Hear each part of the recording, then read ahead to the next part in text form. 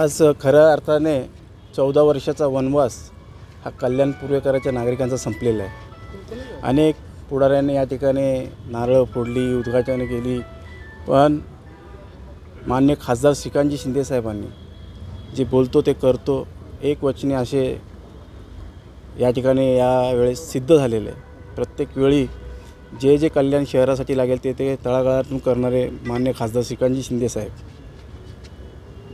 मला वाटतं बऱ्याच लोकांनी शेखर केदारे असेल, विवेक जगताप असतील, प्रशांत बनसोडे असेल, भरत सोनवणे असतील, आमचे ज्येष्ठ आपले अण्णा रोकडे, अंबादे सर, म्हणजे असे अनेक, आता किती जणांची नावं घेऊ शकणार नाही, प्रशांत दादा असेल, म्हणजे अनेक लोकांनी या ठिकाणी उपोषणं केली।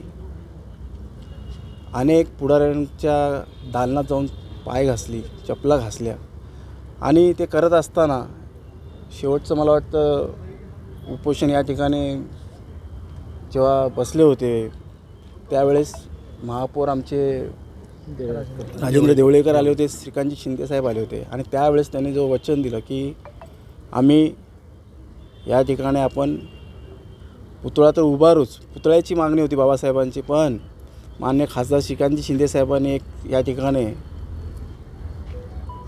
या सगळ्यांना एक असा संदेश दिला की बाबासाहेबांचा पुतळा तो उभारू, पण बाबासाहेबांचे विचार, बाबासाहेबांच्या जीवनातली त्यांची जीवनयात्रा, त्यांनी केलेलं त्याग, संघर्ष, त्यांनी सोसलेले दुःख, त्रास, या सगळ्या गोष्टी जेव्हा या ठिकाणी आपल्याला समाजामध्ये दाखवण्यात येतील तेव्हा खऱ्या अर्थाने मला वाटतं नवी पिढीचे प्रबोधन होईल।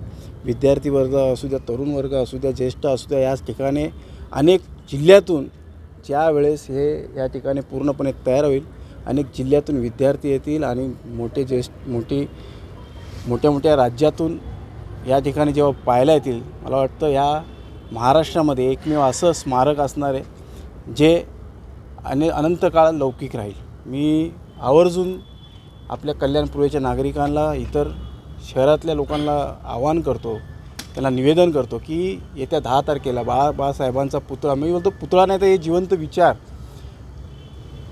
जिवंत विचार आपल्या सगळ्यांच्या जवळ येत आहे। त्या 10 तारखेला 4 वाजता सूचक नाक्यापासून जी रथयात्रा निघणार आहे बाबासाहेब आंबेडकरांची, अनेक महिला, सर्व जाती धर्माचे लोक त्या ठिकाणी समाविष्ट होणार आहेत। अनेक जागी लोकांच्या छोट्या मोठ्या बैठका चालू आहेत, त्यामुळे मला वाटतं की डोळ्याला पाणी भरणारं दृश्य असेल आणि बाबासाहेब आंबेडकरांचं या ठिकाणी आगमन जल्लोषात होणार आहे। आनंद शिंदे यांचासुद्धा या ठिकाणी भीमगीतांचा कार्यक्रम असणार आहे। मला वाटतं 10 तारीख हा कल्याण शहरासाठी सुनहरा दिवस आहे आणि मी आवाहन करतो मोठ्या संख्येने लोकांनी या ठिकाणी यावं असं आवाहन करतो। जय हिंद, जय महाराष्ट्र, जय भीम।